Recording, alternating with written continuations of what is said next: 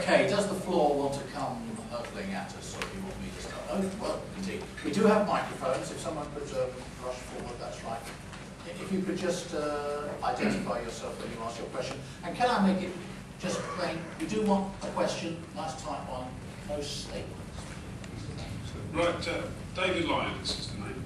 Bearing in mind the increasing cost of fuel, the strong evidence that we have reached peak oil, and the dreams of a miracle cheap energy source show no signs of being realised, is it wise to plan a massive new high-speed and high-energy consumption railway when we are struggling to develop our existing lines and reopen much-needed routes such as Oxford-Bletchley? Right, shall we start with, let's start with Chris Mock.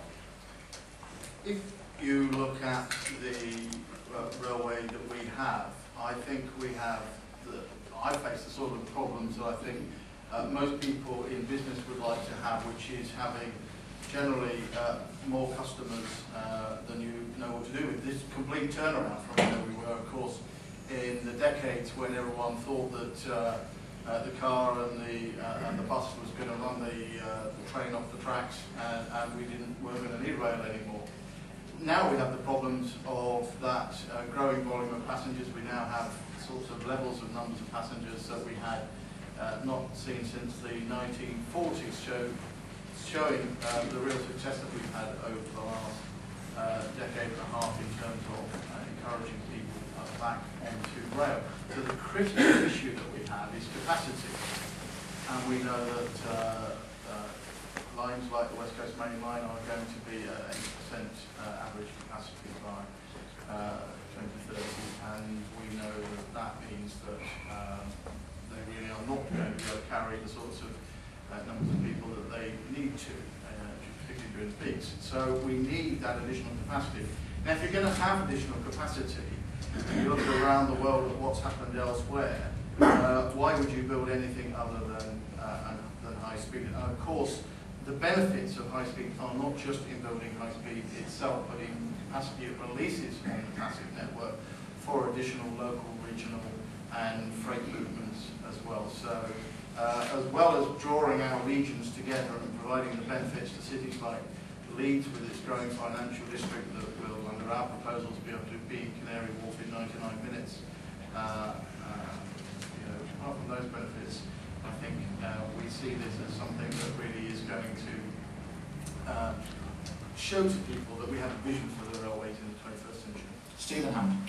There has been an outbreak of political consensus on high-speed rail and the need for it, and I certainly think that's right. We've laid out a case in my own party in terms of the need for high-speed rail.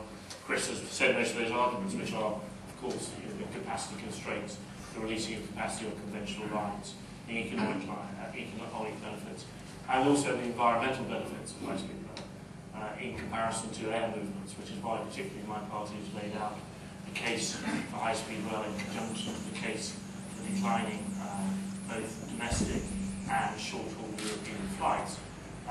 But I think the other thing that is important, I don't think any party is saying that, nor is anyone being that simplistic. And the point you make would be fair. If any of the parties, I certainly don't hear the government or myself, or our party, ruling out other things happening too, so that high-speed rail happens, it will be a mixture of the two. There is a huge ongoing capacity building, a small scale and other schemes being done by Network Rail that will continue through CP4 and CP5.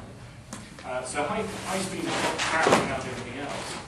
There are obviously strategic projects happening in CP4. This presumably will view this as a strategic project happening in CP5, and needs an extra outside government funding as well. And if you layer on that what we put in our rail reform package, which is a moratorium on building or disused rail lines and rail paths, which offer the prospect of new rail lines reopening, I think that high speed is a complementary rather than adversarial, and I do believe it's necessary for our country. And yet you now challenge the route, quite simply, don't you? And that's for electoral reasons, quite simply, isn't it? That's for the government chose to give high-speed rail a remit to the West Midlands. What it chose not to do was to look at the environmental arguments of modal shift from air to rail. It included that remit. might have had some very different conclusions.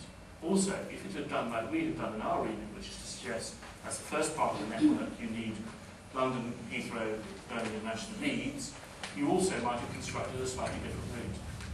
And that is a very good reason why there's a good consensus about the principle, there's a good consensus about the need for it. However, the rushing out of route at this stage, I think is wrong. It has forestalled a lot of political, a lot of public consultation. And as I say, had the and therefore you're seeing an odd thing in High Speed 2, which is tacking something onto the top of West Midlands, whereas they hadn't been given that remit at the beginning. And that made it draw very different conclusions.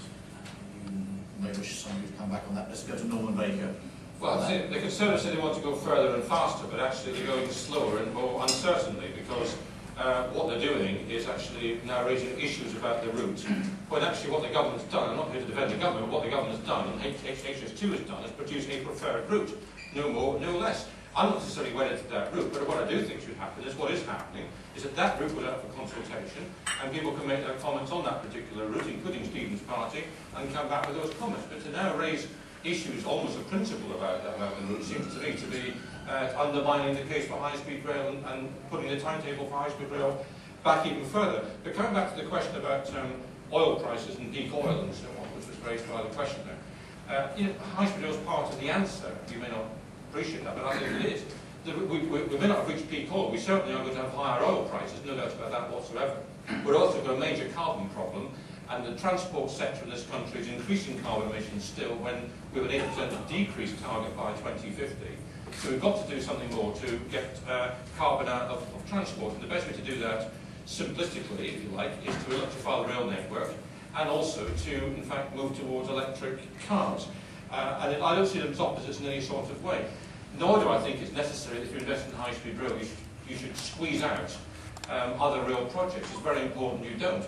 But given the difficult financial situation the country is undoubtedly in, and given the budget cuts we're undoubtedly facing, I think it's very important for each of the three parties to spell out how they would challenge both high-speed rail and the other rail projects we want to see. Now, I fear that the Conservatives in particular are going to have 10% budget cuts. That's what they've said. George Osborne said about anything other than health and international development. So we have to find some way of ring-fencing the rail schemes we want to progress outside high-speed rail.